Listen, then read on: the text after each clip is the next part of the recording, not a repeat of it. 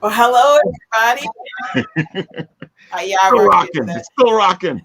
Hello, and welcome to the Bitten Apple TV presents Apple Bites. I am your host, aka Les, aka Sister Slayer, and I'm here with my other co-host, the Written Writ Row.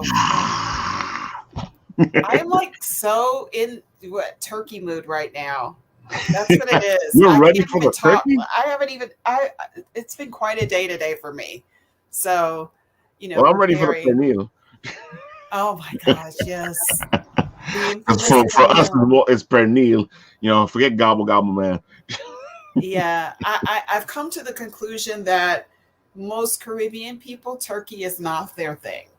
So, it's hard for them because they don't normally have a turkey, so they're not good, where, succulent meats, yes, they know how to create it, but turkey, it's a little, seca, so yeah, it just, it's not your thing. But pernil, that I can get down with. I think the last time we did turkey, we wrapped it in bacon.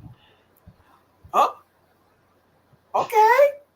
Yeah, so the That's turkey was interesting. wrapped in bacon, and then we baked it, and all that juicy stuff just soaked right in. Oh my gosh. My favorite type of turkey. Now I've learned to because we don't have this, but I liked deep fried turkey in peanut Yeah, oil. that's pretty cool. That's what I love. I love that. But because that's like a little dangerous thing and you have to put that out in your Yard. backyard and stuff Yeah. like that. And we don't really have that right now. I mean, maybe in the future. I usually cook mine in a bag. I use apples and oranges and honey and brown sugar to actually make it. And when I cook it in the bag, the meat is crisp on the top. I open it up at the end so that the meat gets crisp on the top, but the inside is like very moist. All the meat and everything is moist. I think that's the So one things I like about the fried turkey is that it's so juicy. yes, Compared to yes, the it's so regular turkey, the juicy. fried one, it just has all these juices. Yeah, Mm. hi Kike. So Hey, yeah, how you so doing? yeah. So we have a good show tonight. We have a really great show tonight, and this is our last show before the holiday. Yeah. We'll be back in December, and then See we you in will. December. Yeah, we'll be in December. We'll be coming back, and then we have a break. So I have like a 2 week break from work. So I have a 2 week break from everything. So we're gonna have a break, and then we'll be back for the following year, 2022. But we had a really interesting. Let's bring in. Let's just talk about a couple of things. So Thanksgiving. I mean, always my favorite holiday to be with family and everything. And we're wrapping up Native American Heritage Month, but this is something that a lot of people don't know because this has never been told to us. That Native American people, the majority of them, do not celebrate Thanksgiving. And why is that? We've been given this image that Thanksgiving was all the Native Americans and the pilgrims all came together and they had food and everything like that. Y'all, that's not the truth. That's not the truth. What is the truth is that, the Native American people came to the rescue of the pilgrims who had basically shipwrecked on our East Coast, our Eastern shores. And they came to the rescue after watching them for a while, realizing that they were going to starve, and Native American people being of good, just of good heart, went and helped these people. But what ended up happening about a year later, those pilgrims ended up killing a whole nation of people, wiping them out over land. And so for Native American people, um, this is not a time of Thanksgiving, it's a time of mourning for them, you know. So, it's my perspective of Thanksgiving has completely changed now. The more that I immerse myself into my Native American heritage, the more I realize that this was not, the things that you were told when you were a kid, it was such a lie. It wasn't the truth. So I think that if you are celebrating Thanksgiving, this is definitely a time for you to be with your family and to give thanks to God or whoever your higher being is Exactly. for those things. But the representation of it being the pilgrims and the Native Americans, get that out of your mind because that is not what happened. Just use it as a day of, thanks. Um, so the National Day of Mourning, there's a plaque that's up for the Native Americans who were in the area of the New England where Plymouth was. And this is what it says. Since 1970, Native Americans have gathered at noon on Coles Hill in Plymouth to commemorate a national day of mourning on the U.S. Thanksgiving holiday. Many Native Americans do not celebrate the arrival of pilgrims and other European settlers. To them, Thanksgiving Day is a reminder of the genocide of the millions of their people, the theft of their lands, and the relentless assault on their culture. Participants in National Day of Mourning honor Native ancestors and the struggles of Native peoples to survive today. It is a day of remembrance and spiritual connection, as well as a protest of the racism and oppression which Native Americans continue to experience. And so that's what it is. So this is not, although we may gather with our family and everything, that definitely is how we're going to look at it. So for all of you, who are going to be celebrating, just consider that and think about that and study your history, study the truth, because what we know in our history books, so much has been admitted. Thank God for Hollywood and thank God for social media, because you're starting to find out things that are the truth now. Definitely. Yeah. So make sure that everything that has been set up here in our history books that we see in high school and grade school and stuff, find out the truth. Again, Leslie, I say it's funny because the history teachers I had don't seem to be anything like everybody else's history teachers, because the ones that I had taught me all this stuff that everybody's like, I never heard of that. And I'm like, yeah, my history teacher taught me that, and it bugs me out when people are like, I didn't know this and I didn't know that. I'm like, okay, and I understand that I had some goofy, hipster, history teachers that were amazing, so I'll go, okay, I can take that.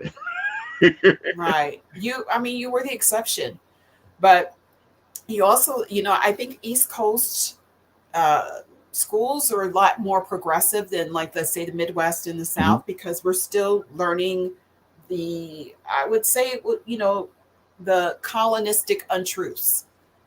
We're finding out things, Makes so sense. Yeah. So, I don't even know what to say about what we've read in our history books any longer, because there's so many untruths in there. It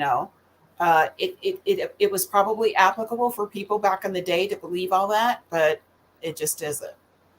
It just isn't the truth. So sad to say.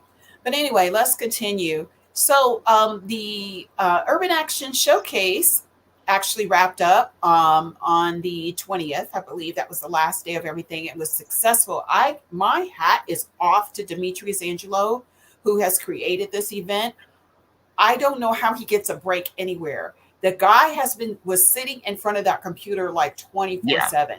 And I think everything I saw was him. He was him, and then there was somebody else, or he announced somebody who was coming in. I think he did the same thing with you. He announced you in, and then he left. He left. Maybe that was when he had his break. But I heard him in the background doing stuff, so I don't think he left. I heard him in the background clicking, putting stuff together. Mm-hmm. But it was a huge success. We celebrated I believe the 25th anniversary of Big Trouble in Little China. Yeah. The 40th anniversary of Death Journey, the 25th anniversary of Solo, because I'm saying this because I interviewed these gentlemen, and the 25th anniversary of the original Gangstas. It was an amazing event.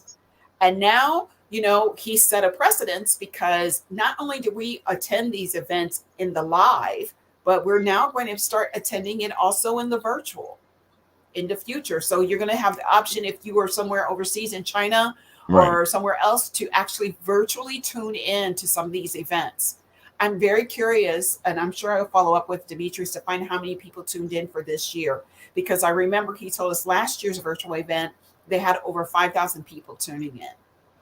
It's funny, like, a lot of people are thinking that once we get back to normal, like the conventions are back to normal, that we're going to lose this aspect. I think this is an important aspect to have. Even if you have a live convention, I think you need this type of content, because it actually opens you up to a bigger audience. Yeah, I agree with you. Panels, because sometimes, especially when you're in New York Comic Con, your panel gets filled up, you don't get to watch. I would love to, like, even get on digitally and watch what's going on in the panel. And if you can't attend, Yeah. You know, we could never, not saying that it will never happen, but we don't get to attend Comic-Con in San Diego, which is huge. Yeah. But Which we we've could been attend trying it to do. Yeah. virtually. Yeah, we could Exactly. attend it virtually. And this gives everybody the option. So basically what this did is it, you know, and you're right. You're right. Nat, this is what happened. People didn't think about this until we had a Yeah. pandemic. Hmm. And now it just has opened up a whole new world. Or they did think about it and they dismissed it, because I saw a Hmm. lot of that, before. They're like, oh yeah, that's not important. I'm like, I think it is. I think it actually a good direction for the whole industry to go into. Yeah, I agree with you.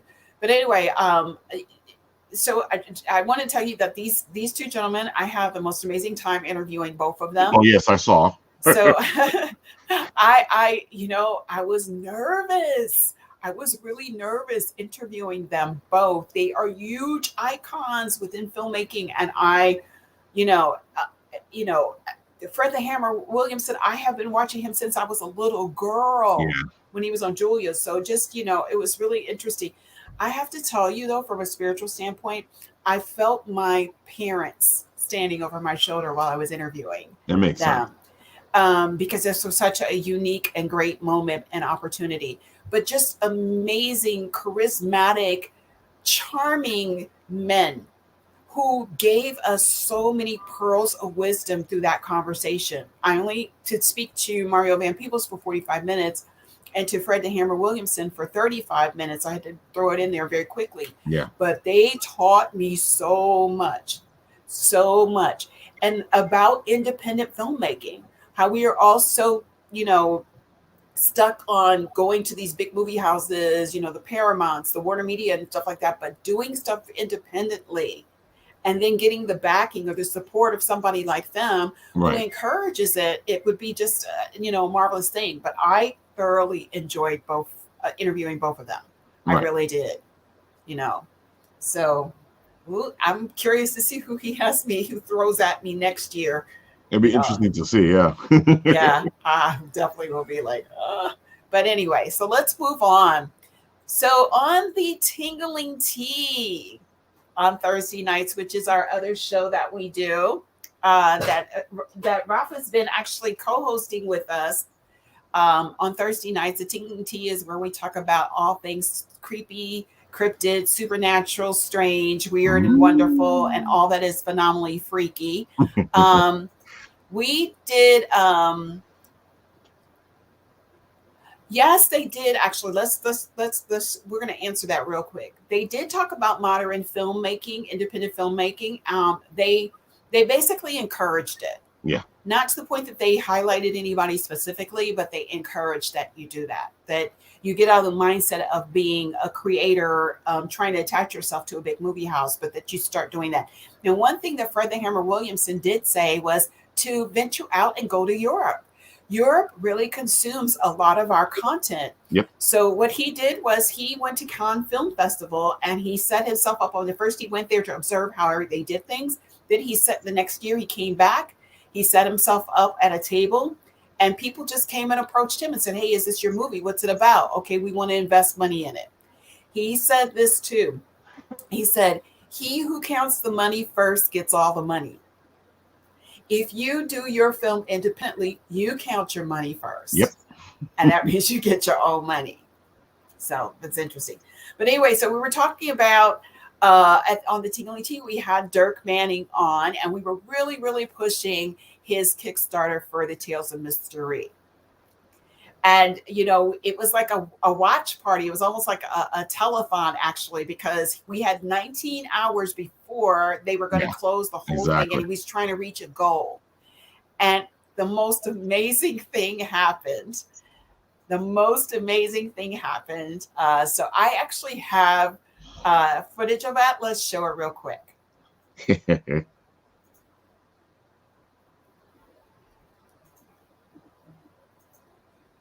Okay, give me 1 second. Oh, I can't wait till they see it. It was because it was a lot of fun. It was pretty cool.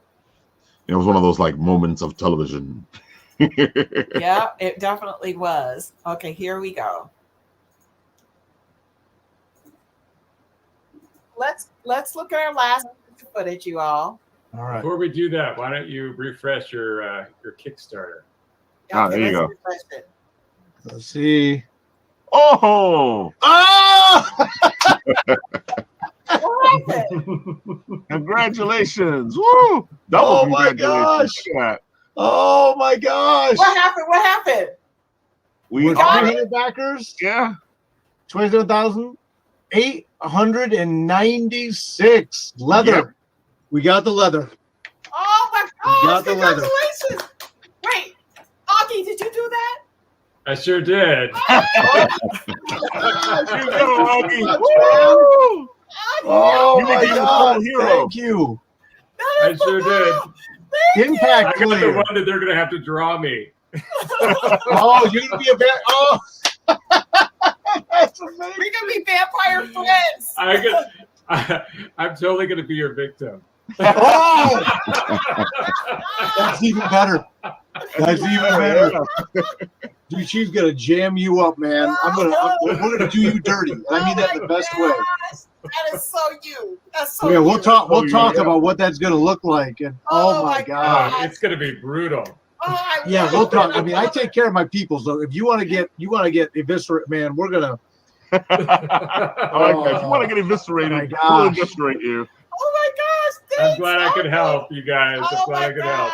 That's amazing. Thank you so much, man. You're welcome. Oh my gosh. I'm trying not to cry. I'm such a crybaby about this stuff. Oh, come Oh on my now. God. Thank you. You're welcome.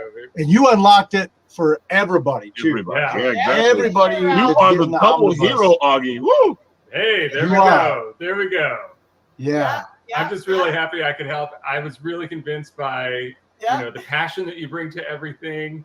As someone who's new to all of this, this seems like something I could really get into, and I'm really looking forward to reading it and having my husband be looking at me strangely about why I'm reading all this crazy horror stuff.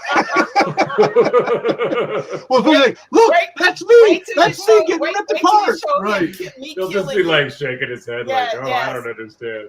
Yes.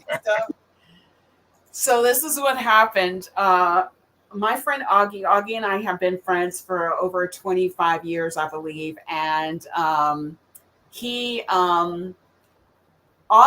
while we were doing the fundraiser, Dirk is extremely passionate. He is a showman, and he's a salesman and stuff like that. And just all of his passion, Augie went in and purchased the last echelon that we had to make so that it would unlock a leather-bound version of Mr. Rhee for all of the people who had contributed. And he did that. But the interesting thing is that I have a pledge where I'm going to be drawn in as a vampire. Mm-hmm. Now, Augie, my friend, is going to be drawn in as my victim. Yeah, that was one of the great moments. I was like, oh, that's so cool. Especially, you guys got the same tier. So now you guys can, and then he's making it work. So this happens. Yeah, it was such an amazing night. And then Dirk went on later to, thank his fans and stuff. Like, he's really an emotional guy. So he was just like, but it went live and it was all. Yeah, he was very teary-eyed. But it was so cool. It was such an amazing thing. I saw Augie over there doing something. I'm like, he's not really paying attention to what we're talking about. And then that's when I said, did you do that? And yeah, he did it. He opened it up for everybody. So thank you, Augie, for saving the day. That's amazing. You're an amazing friend, an amazing person. And now everybody knows you. And you and I will be immortalized as vampire and victim in the Tales of Mystery. So I cannot wait. And just so you all know, the Tales of Mystery went on to end at over 30K. Wow. Over 30K. Wow. Unbelievable. Exactly. Unbelievable. I mean, that it just is, it just is a testament to the work behind it. Yeah. The artist himself, which is of course Dirk. I mean, it just was like he did an exceptional. This was an exceptional feat that he pulled off, but it's because he has such a rabid, voracious fan base. Yeah. So yeah, definitely. See, he does a good job at going out there. He knows his fans. He works with his fans. He gives from his heart to his fans, so his fans love him back. Yep. amazing. So I'm very, very excited for Dirk. I'm excited for me and Augie, and I'm excited for everybody that actually assisted with this Kickstarter and getting it to its goal, over its goal. Exactly. I can't wait to get my leather-bound book. I can't either. So before we bring on our guests, I definitely want to talk about this really quick. Have you been watching Cowboy Bebop? I have not watched it yet, but I've seen a lot of the trailers, and I know a lot of information that I probably shouldn't know. I really like it. So let me ask you, Leslie, and it's one of the things that I've been listening to from the audience. What do you think? Is it a direct translation of the anime, or something else? They can't make it a direct translation per se. They can't make it that way, because it would just be too. It would be too. I would say cartoonish. Right. What I think that they have done, though, is done a good marriage between the anime and real life, the conversations, the things that happen, the characters themselves. The characters in anime are drawn bigger than life. Their expressions are bigger than life. When something happens, how they react and everything. So they basically had to trim that down in order for an audience to see it in live action. But I think that they managed to actually capture the characters very well. I'm so far I'm hooked, and my husband is too. So we watched it. I loved it. I loved it. It does go in a little bit deeper to the characters, though.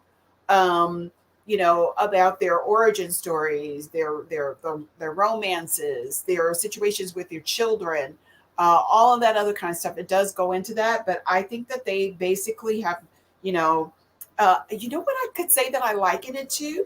The Fifth Element. Okay. So, there were moments in The Fifth Element that were like serious moments, and then there were some like really outrageous moments. Really outrageous this moments, is exactly what Cowboy Bebop is like. So that they're in space, they're traveling, in a freighter rig. They're they're going to all these off-world bases, and clubs and stuff like that. They're doing, they're looking for bounty.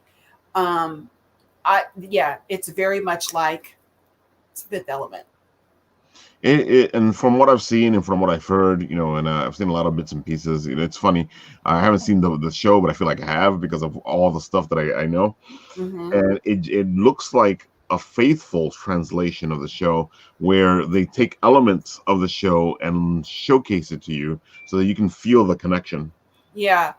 If you do, or if you're not familiar with anime, or if you don't like anime, you're still going to like this series. Definitely. You're going to want to know who these people are and everything like that. But, now it actually, my husband actually said, no, I've got to go back and look at the series. And I said, well, it's not as deep as this. But I think that if you get it, you can get an idea. Yeah, it's a lot of fun, but you can definitely get in and see, and you can prepare yourself for the story they're probably going to be telling, so you can be familiar with all of the characters. I said, because there are some very interesting characters in this anime. Leslie, I have to tell you that one of the things I was excited for was that they kept the music, because the Cowboy Bebop is not Cowboy Bebop without that. Without the bebop music. Yeah. Without the bebop music. Exactly. Yes. I'm telling you, I'm very pleased with it. I would love to see more like this. My favorite all-time anime, and I'm sure people will beg to differ, is High School of the Dead. I totally love that anime. I mean, I have some other ones too, but I would love to see that translated into a live action. I think it would be good. You got zombies and high schoolers. What more can you ask for? So, That's funny because I could swear I saw recently. It wasn't what your show, but it was a TV show or a movie where they had high schoolers dealing with zombies. Yeah, I mean, it's a great combination. It really is a great combination. But if you keep it with that aesthetic, you got that right too. You got to have the pulchritude, the big boobs, yes, and the flash of the lingerie. Always. You got to have that. Yeah, but you know what? It wouldn't fly in Hollywood, but it would fly on Netflix or Prime. Yeah. So let's just say that, I mean, look, I paid for it to be as close to the anime that I love so much. And I know what I'm expecting when I see it. So, give me exactly what I want. And that's the boobs and the flash of lingerie. Right. Give the audience what they want. Yeah. Yeah.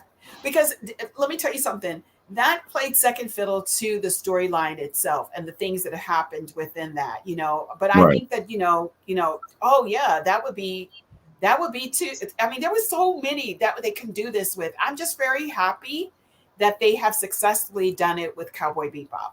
Exactly. So I'm hoping that we see more of things like that from Netflix. Especially because Netflix hasn't had a good track record at these translations. It was so good to see them do a good one. Exactly. Yes. Give me what I want, and I will definitely come and watch it. And you've got a whole audience out there that loves anime and manga. So, you got to, this is what we want. This is what we want. And you're satisfying that crowd. You're not satisfying the newbie. You're satisfying the people that totally love that type of content and that genre.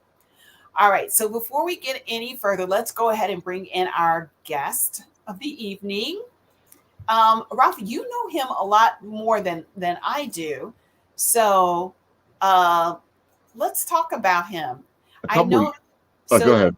So this is what I do know of him. He is,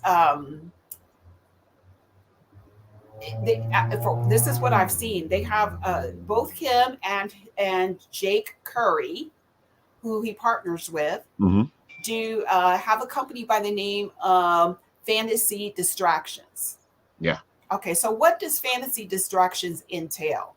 It's an interesting concept. What they're doing is they're taking anime and they're doing it in a voiceover type of thing, in the classic radio storytelling type aspect of things, where you're hearing the story being read and done by these voice actors as you move the story along. I think they're up to 50 episodes of the bits and pieces so far, which is funny because when I first met him, it was because he had this book out and we met him at Liberty City, and it was an amazing book, and he had drawings and concepts where he wanted to take the book in a certain direction, and they were very anime related. So let's have him come in and actually kind of go into depth about Fantasy Distractions, because they obviously do a lot from what I can see, and they're marrying the two things. So without further ado, ladies and gentlemen, let's introduce Mr. Joseph Angotti, right? Hi. Hello. Thank you so much for having me. Thank you for joining us.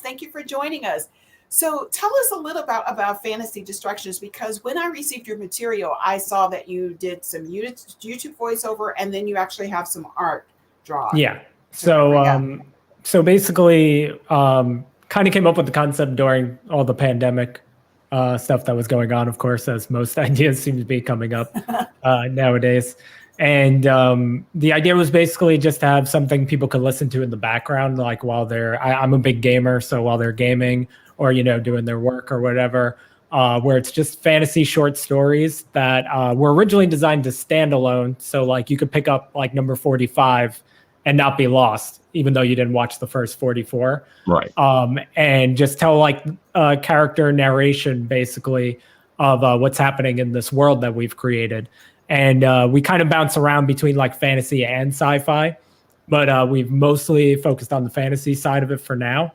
And it's just something like I like to listen to podcasts in the background or like an audiobook when I'm like gaming or doing something else. And I just figured during the pandemic, people are just looking for something quick and easy to take their mind off of things. And they're like 5 to 10 minutes long each. It's nothing crazy. And you can just kind of string them along and listen to them all together. So that was just basically the thought process behind the main idea of the series. I love that concept. And I'm going to just say something. As a gamer myself, I do like to listen to stuff in the background, but I also am extremely now, I don't listen to the radio anymore. I listen to stories being told when I'm driving. So when I go pick up my husband, I listen to scary stories. Like they're compilations of people just submitting true horror stories or true crime stories. And I just listen to them on my drive. And it's not, mendacity. I totally get in. The mood is there. There's the sound effects, maybe a fire in the background or rain or whatever. But it's have ambient noise that actually just gets you into listening to stories. And so I totally love the marriage of these two things, the content. That's awesome. Yeah, thank you. I really thought it was a good idea too, just because like that's what I do on a daily basis. Like I whenever I'm gaming, I'm listening to something. So just having that in the background while I'm doing that is a nice change of pace. And I figured it was something unique that we could do and just tell these like standalone stories that you can listen to them on their own, but there is like Easter eggs and other things that tie them together. So if you did listen to all 50, you're kind of like rewarded for listening to all of them as well. Now, who writes these stories? Do you just have submissions? People just submit things to you and you all just read them? And do you hire voiceover actors to do the performances, or what do you do? Currently, I'm the head writer of all 50 of the stories. There were a couple within there that I had some friends come on and guest write them. Jake Curry, who is the co-creator with me, he is more of like a horror writer, where I'm more of like a fantasy sci-fi writer. So whenever we do a bit more scarier tales, he'll write those. And then we have a couple of friends that are also writers, so they come in and guest write. As far as the voice actors go, I was voicing some of them at the beginning, and I'm not the best, nor am I professional. But Jake is incredibly talented with voice acting, and he knows a lot of people that are as well. So we actually met through Twitch, because we both stream on Twitch. And a lot of his friends from Twitch wanted to get into voice acting as well. So they've come on and just kind of voice acted with us. So it's really more of like a passion project among friends for now. But we are looking, to bring in some more voice actors and guest writers as it expands. Wow. Hey, I'm available. I'm sure Ralph is also. Yeah, I know Ralph. When we were in the green room, we were talking about this. He goes, "Hey Ralph, if you want to come in and guest write or even guest voice act, come all right along." I'm like, dude, yeah, I'm in. Let me know. Yeah, it's a good time, man. Is the stipulation that it has to be like a short story, an 8 to 10 minute story, or what is it that, because you don't do a longer novel? Yeah. We've kind of started to transition away from that. So the way I consider our seasons I call them blocks. So block 1 was like the first 50, and that was more of like an introduction to like certain characters and the world. But going into the next block, which is going to start in January, we're planning to do more of like an audio play based on characters that we've introduced. So over the first 50, we've built up this concept of like this war between these two nations, and block 2 is going to like actually tell like a consistent story about the war. Like the war is actually like happening now. We kind of like teased it, and it's here, and we're just going to tell like an audio play basically for the next 50 and see how that goes. Well, we're actually planning on something next year for Halloween, and we'd love to probably have you come in and join with that. Because we both are writers, and we both like to do well. I'm an actor, and I do some voiceover. Ralph has an amazing voice for voiceover. Oh, stop. Yeah, you do. You definitely do. You do. You definitely need to get in that, and definitely get some stuff on a resume for you. But my question to you, well, first of all, as a gamer, what is the game of your choice? Ooh, good question. And what is your genre of choice when it comes to gaming? When it comes to gaming, I'm definitely RPG all the way. Like RPGs are just my thing. One of my very first ones was Final Fantasy VII. So that has a special place in my heart. Yeah. I played Final Fantasy 11 for like 6 years, the MMO one. So that one's got a special place in my heart too. As far as like recent games, pretty big into Genshin Impact right now. That's mostly what I've been streaming and just focusing on that. But I play a little bit of League of Legends. I kind of bounce around a lot. I'm into a little bit of everything, to be honest. It's hard to narrow it down. That's okay. So now how is your fan base as far as the content that you are doing? Is it a growing fan base? What are you all at right now as far as fan base? As far as fantasy distractions goes, not quite where we would like it to be. We're getting close to about 200 subscribers. We get a decent amount of views, but we're just trying to get subscribers up. That's the lot. 200 subscribers, that's a lot. That's pretty good. It's pretty decent. That's a great start, man. Yeah, thank you. And we all know how YouTube is. It takes a long time just to get to that 1,000 mark. Yeah. It does. I mean, but coming on shows like this and stuff so that people are familiar with your content, and now now we are, so now we can actually listen to it, and just doing like these kind of maybe premiering your content here will get more people to tune in to listen to you. That to me is a lot, but 200, that's a lot. That's a lot. I just want to get it out in front of as many people as possible right now, because right now it's really more like a passion project, because it's a lot harder to monetize on YouTube these days than it used to be. As I'm sure you guys know. That's the beautiful thing, though, is that we have this opportunity now to actually get passion projects done, because we can actually choose to do our passion projects. Unlike before, where you had to wait for somebody else to take care of it, now we can just jump into it, take care of it ourselves. That's true. Even and as we build it up, we can probably do something with it later. Nat wants to know who's your main in Genshin. That's a good question. I have an unpopular pick. There's a character named Jean in there. She's not one of the more popular characters, I don't think, but she's my go-to. She never leaves my team. I just build teams around her, and that's it. She's a mainstay. She doesn't go anywhere. Somebody said, "Dude, can you call?" Vincent said, "Dude, can you call me?" Yeah. Vincent has his own show. You can put all your details on there on the comments, Vincent. But he's a great guy. Yeah, I'd love to chat for sure. So I'm also a gamer. I started twitching, so I don't know how you manage to twitch and do this at the same time, because I think the twitching is very hard, and to grow a fan base in twitching. It's not easy. It's well, first of all, just content creating period is very difficult. How much time would you say that you spend during the week to create these stories, then to Twitch, to do all of that? How, and do you have another job that supports you while you're doing this? Yeah. So right now I'm just doing freelance stuff. I'm not working actual 9 to 5 or anything like that around it. I'm probably going back to work very soon, an actual real job. So not that freelance isn't real, but I do need a little extra income to pay for all this stuff. But hey, this is how I say it all the time. You have to work a job in order to pay for the dream. So that's right. That's the job, and this is the dream. I can't tell you when the last time I've been in the black. That's all I'm gonna say. Because of the money that I have to put out for any of the content that I create, and all of the systems that I need to support what I do. Yeah, it's very tough. But it makes it so worth it when you finally do get that big break. Oh, definitely. As far as hours into content, I mean, for me, it's kind of weird. I actually write these very fast. I can write a couple of them in a sitting, the short stories, at least. It's a little harder now that we're doing a singular storyline.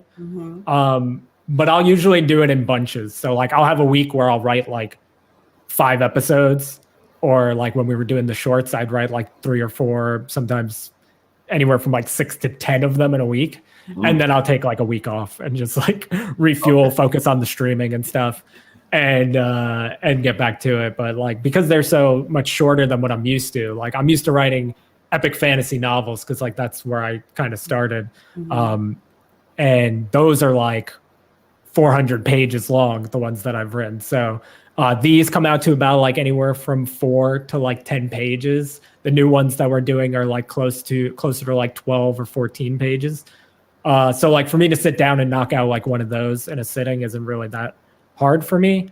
It's a matter of getting it fine-tuned before we release them, so I'll get them down, and then me and Jake will usually go over them, or I'll I'll show the voice actors them and kind of get their input on things, and then we just take it from there. But the actual writing is pretty quick for me, thank God.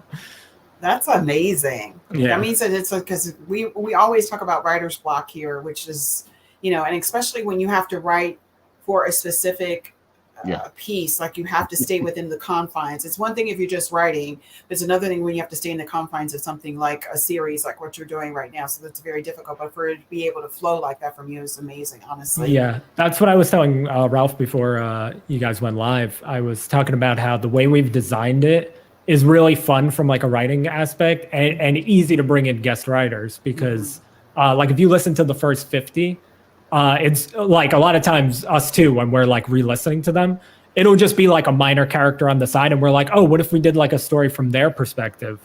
Or like when we started the war stuff, we were like, maybe we should do some side stories just from like citizens, like we're focusing on like the main people that are fighting in this war. But like, if they attack a food supply, for example, to turn the tides of the war, like how is that affecting the people on the side? So then we'll like consider bringing in like a guest writer, or if a guest writer was interested in doing something like that, they can come in and then like explain those people going through the struggle because of what happened in the war.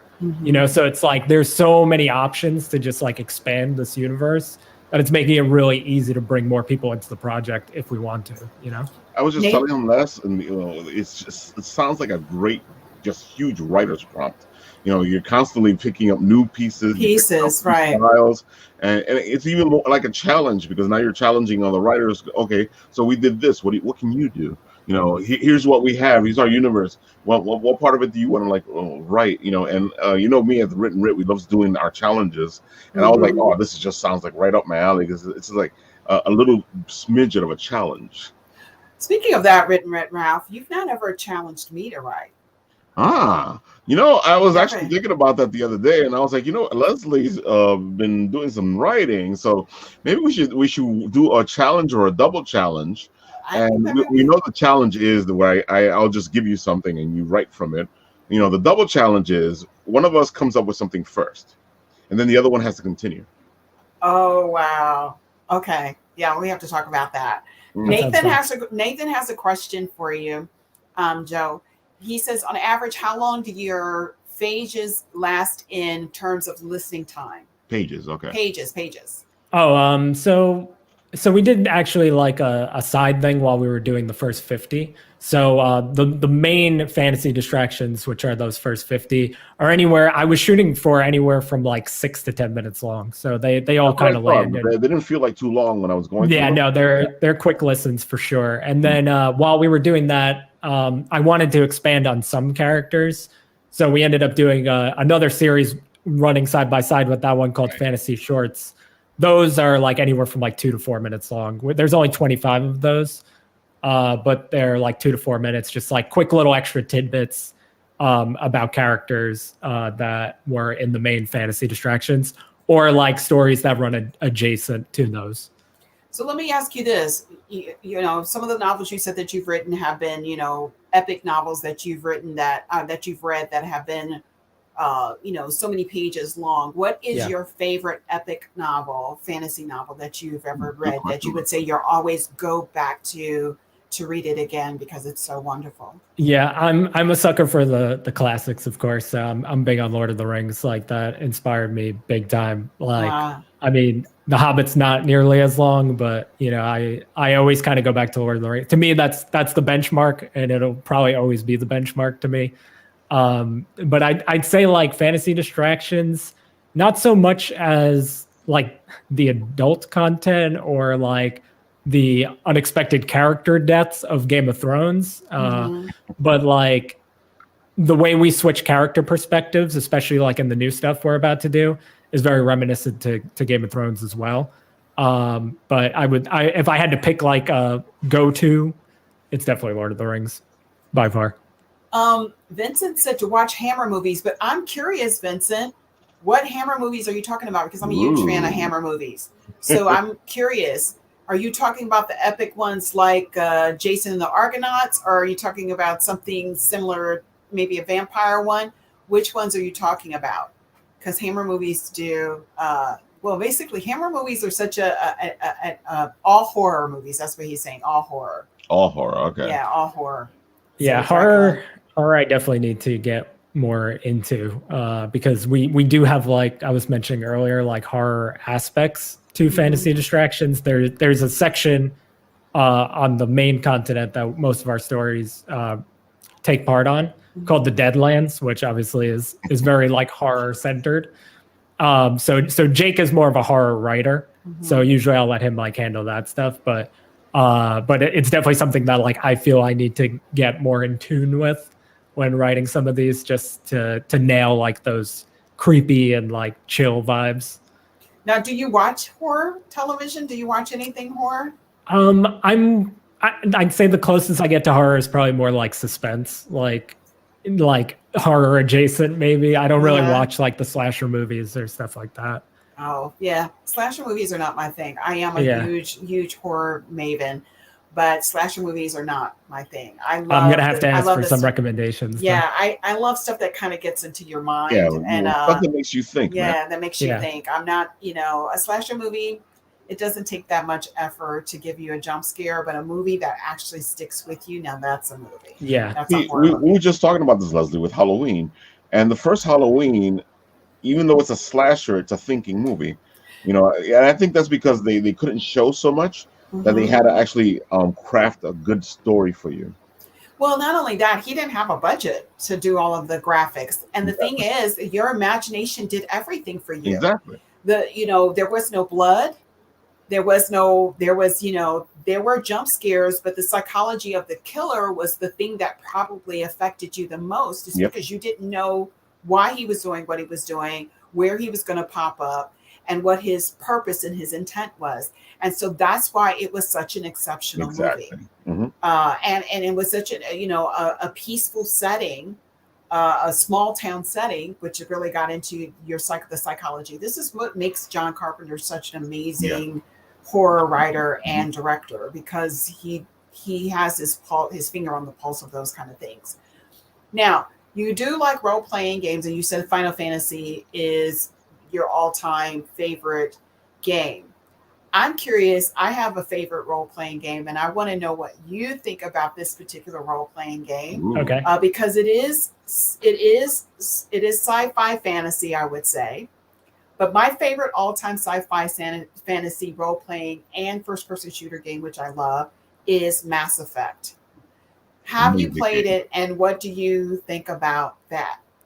I have played it. I'm not particularly crazy about how they ended the series. I know the third one gets a lot of hate. Nobody's crazy about Don't even. That doesn't count. That series doesn't count. As long as we don't. As long as we don't count the third one, then I love Mass Effect. That's great.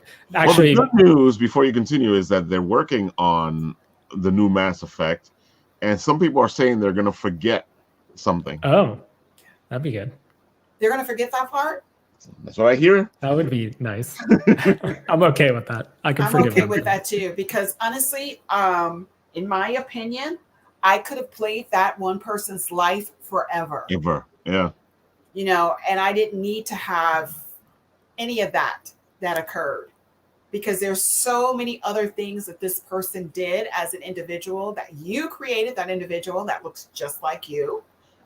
There's so many missions this person went on. Exactly. You're not even touching the surface of that. And so many experiences you're not even touching. But that was the complaint with the whole game, because even when they went from 1 to 2, they kind of glossed over stuff that happened in 1 and made the choice for you for 2. And you're like, no, I want my choice, not the choice you decided is going to be the continuation. Yeah, that's what I love about particular role-playing games, and the role-playing games. I really, really loved. Oh gosh, I can't think of it right now. I know you all will know about this one. It's the game where you've been living in underground and you come to the surface. Fallout. Yeah. I really loved Fallout. Great game. Yeah. You could play that forever. Fallout's pretty great. Amazing game. Yeah, definitely. Yeah, I love that game. I mean, I love the like Star Wars Knights of the Old Republic too, which was that was. And they're remaking it. They're remaking which is awesome. Republic, and they're bringing they kind of took like that concept and just made like Mass Effect, right? It was the same people, I think, if I'm not mistaken. Yeah. Don't quote me on that, but yeah, they made that out of that, and I love those games as well. So any of those type of games where you can really like decide what happens, and when they make them carry over, like I know like Dragon Age was similar as well when they did it. But imagine what they can do now with the Mass Effect, which is why I would like to see it kind of be brought back because those games were crazy then. Like now they can do so much more. And the wonderful thing about it is because of the fantasy style of it, you can spend hours there. I can remember getting on and playing, and then I look up and it's dark outside. I'm like, what? Oh my gosh, where have I been? All this time playing, so I had to, as a person who was a career person, I literally had to set my day around my gaming, get everything done and then sit there and play with my friends or go into my own little fantasy world and stuff like that. Wonderful. Well, I'm glad that you like Mass Effect. So definitely a meeting of minds.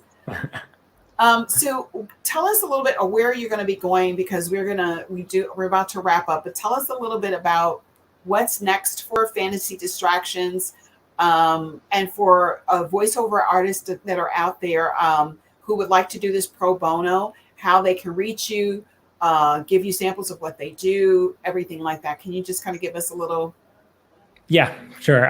So when we released number 50, it was kind of like a teaser of the new style that we're going to be doing. So we're transitioning more into an audio play, as I was talking about. So what we're planning to do is like every episode is going to be narrated, not necessarily from the character's perspective, but whoever voices that character will be also narrating the story. So, so we're going to be doing like a mixture of the narration we have now with a lot more character dialogue. So it should feel more like an actual story and not so much just like somebody like telling you the story.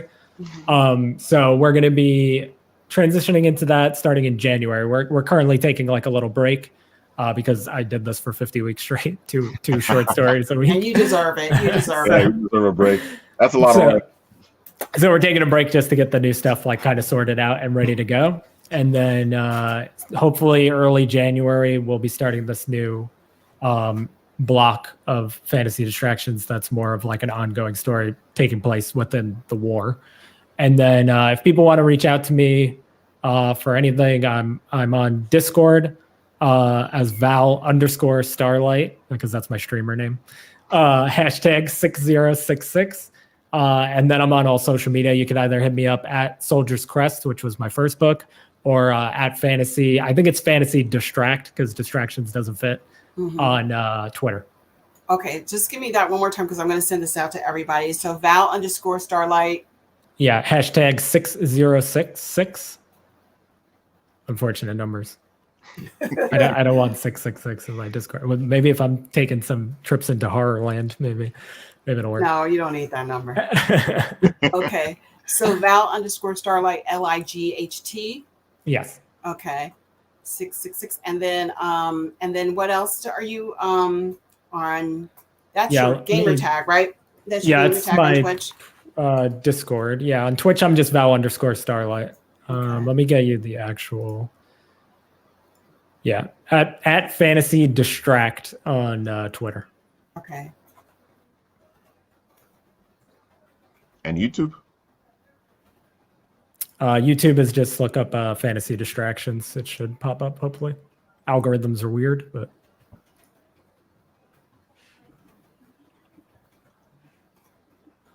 Okay, I'm going to put this in here for everybody.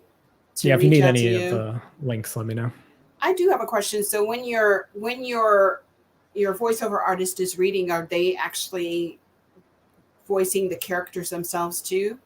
They're voicing the characters? Now they are. When we were doing the shorts were first person. So they were technically voicing the characters for the shorts.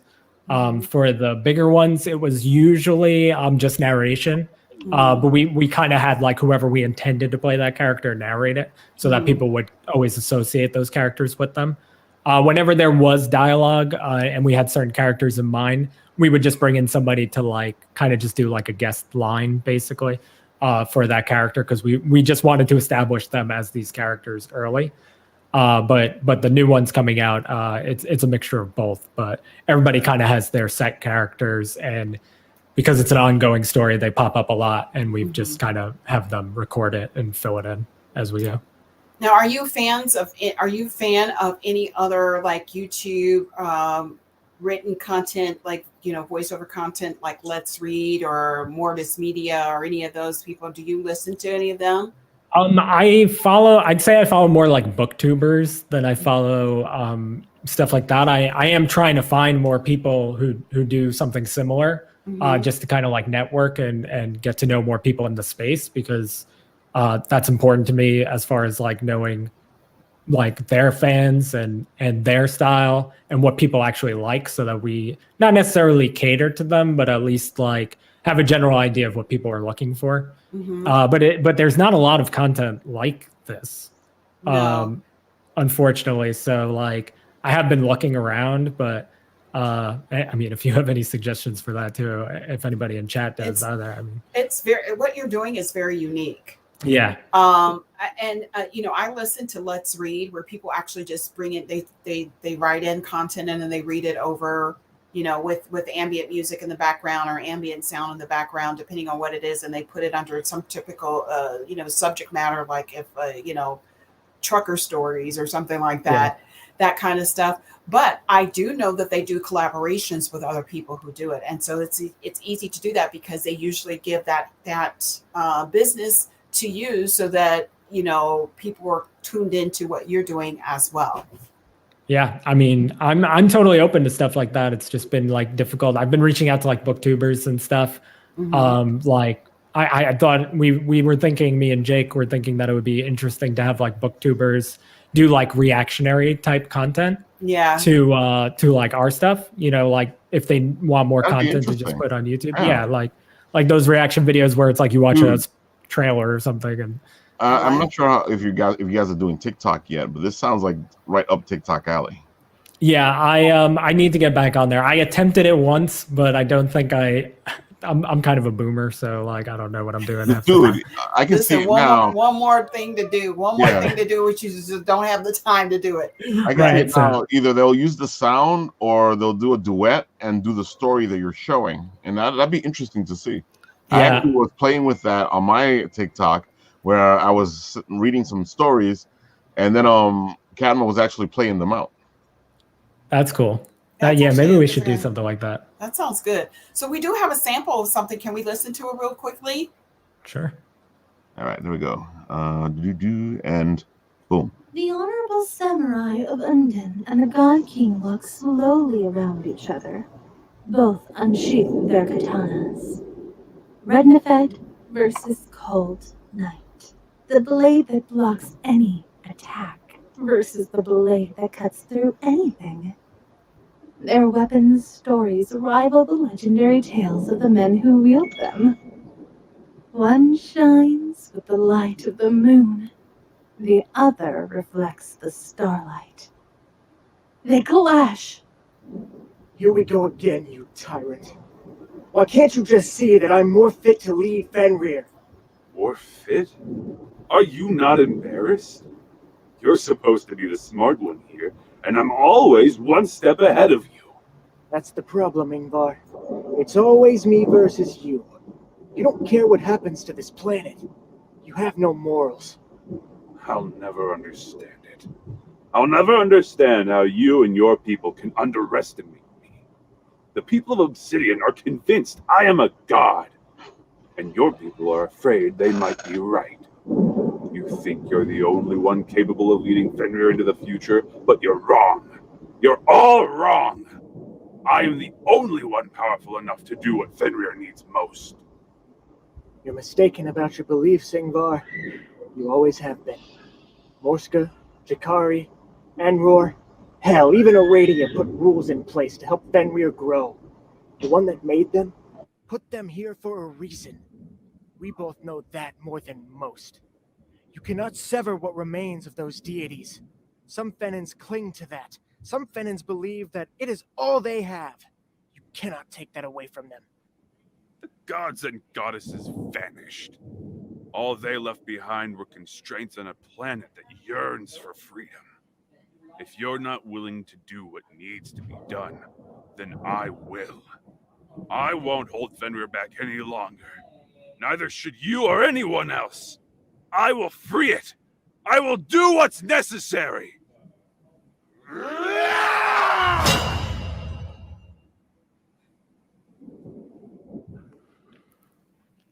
So that's kind of a tease for what we have coming. Now this is That is, oh my gosh. That was I love pretty that. cool. That Yeah. was really cool. Yes. So And I love you have the ambient sound in the Oh background. yeah, that's what makes it Oh better. my gosh. Yeah. I'm so tuning So into just the this. regular Rhee would have been nice, but I love the sounds coming and happening. Yeah.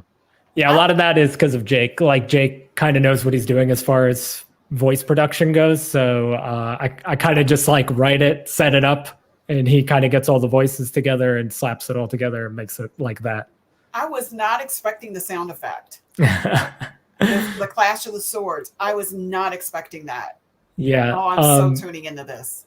So you can actually like kind of see how we've grown since the first. Like the first one is me recording. It's can see the it, mic yeah. quality is terrible. It's like really bad. And then like up to 50, it's like you could see how far we've come. And just a quick shout out to the first voice. I know somebody in chat said that the girl sounded nice at the beginning there. That was Innocently Creating. You can find her at Innocently Creating on Twitter. She also streams. And then the first voice you heard was Jake's voice.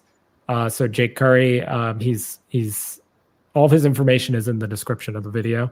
He's like a few different things on different platforms. And then we also had our friend Mike, who is Blue Wolf voice acting. He's the deeper voice, manly voice that you heard at the end there. The manly voice. The warrior voice. That's right. Vincent wants to know, what mic do you use? At that time I was using a Blue Yeti, but like I wasn't quite Using it the way it's supposed to be used. Yeah, like I didn't have the settings set up right. It's a mess. Yeah. Whenever I record anything, it I comes mean, out bad. the mic I have, the one I haven't been able to use yet, is the Blue Yeti because I keep playing around with it. Yeah. And you have to get the right setting, or it sounds really.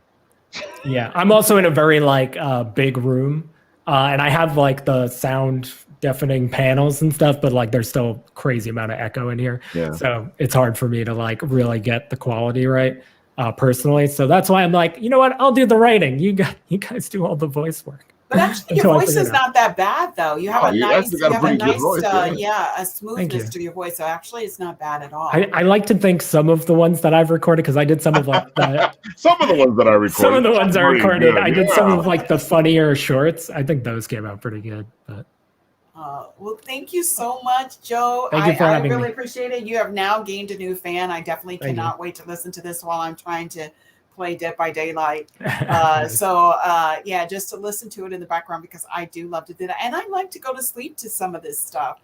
Have you considered, before we get off the air, have you considered platforms like Loomis and stuff like that to actually send it? Because they're always looking for podcasts. Yeah, we've uploaded most of them to Spotify. I still got to upload like the newer ones up there. I think we have more than half of them on Spotify. But the like listening it like to go to sleep, like I had that idea as well. Like I wanted to do like some different versions. I want to tackle that, and I really wanted to do like those chill vibe videos. Like chill music to listen to while you whatever kind of videos. I wanted to do something like that, not necessarily like with the readings, but with like maybe some custom made music and stuff like that. Anything that kind of fits into the realm of that listen to in the background type feel. Well, fantasy is always something to go to bed to, because that's what you want. I know people are going to bed to true crime now, because of the ambient noise and stuff like that. Go figure. But I think that with this definitely put me in the mood, and I was there. I imagined that I was on a mountain watching these two guys having a discussion. That's what I felt like. Really like you're there on the mountain with them. Yes, It's awesome. it was really. You guys, you definitely have something here. You definitely have something. Thank you. So thank you so much for joining us today and actually opening up our world and our minds to fantasy distractions, which we are now becoming really good fans. And hopefully we'll hear maybe Ralph doing some voiceover on there one day and maybe submitting some content to you actually to read. I would love that. And, and if you are out there and you are listening to this particular podcast or watching this YouTube video or live Facebook, please go and subscribe, listen to Fantasy Distractions if you are a gamer or just somebody who likes to listen to content while you're driving in the car or whatever. Let this be your new podcast that you listen to. Go and support our artists here because they put a lot of hard work into this. 50 episodes, you all. 50 episodes. That's a lot of work. That's a lot of work. And writing that as well. So, definitely support. We can't wait to see what comes up in January when you go back into after you have your little vacation time. Well, Joey, I've taken this as a challenge, and if I'm taking it as a written challenge, then I'm going to listen and I'm going to pick something and I'm going to figure out what I'm going to do with it, and then I'm going to send it to you. Yeah, definitely. I mean, I thought of you right away because me and Ralph actually go pretty far back, a couple of years to some conventions. So. You got to check out this book. It's an amazing book, but right now we can't find it, right? Yeah, it's unavailable at the moment, unfortunately. I'm trying to find a new home for it, but Fantasy Distractions in the meantime. Exactly. All right, and then we're waiting to hear about that book when it comes out. So, if you're following Fantasy Distractions, you all make sure that you look out for the book that Joey has too. So, all right. With that, you all, I want to wish you all a very happy Thanksgiving. Be safe. Have a blessed one. Enjoy it with your family. And use this opportunity as an opportunity to give to people that don't have anything. We always have like a lot of food left over. Yeah. So, maybe just taking food to someone who's homeless would be an amazing thing to do. So consider that stuff before you throw out the food to give it to someone who's not able to be with their family this holiday. All right. Take care. Thank you, Joe. Thank you. I can't wait to start listening to this. And actually, I'm going to find you on Twitch and possibly find you. What platform are you playing? PC or what platforms do you play? I'm mostly PC, but I play a little bit of console too. All right. So I'll definitely be looking out for you on Twitch. My name is Sister Slayer. I'll find you so we can do that. Yeah, find you on there too. Yeah, definitely. All right, you all. Ralph, have some good pernil. Think about me when you're eating your pernil.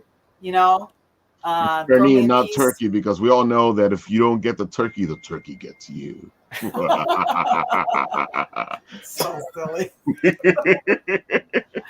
All right, you all have a really great holiday. We'll see you back here next Monday here at the Bitten Apple TV presents Apple Bites. Take care, everybody. Stay safe. See you soon. Bye.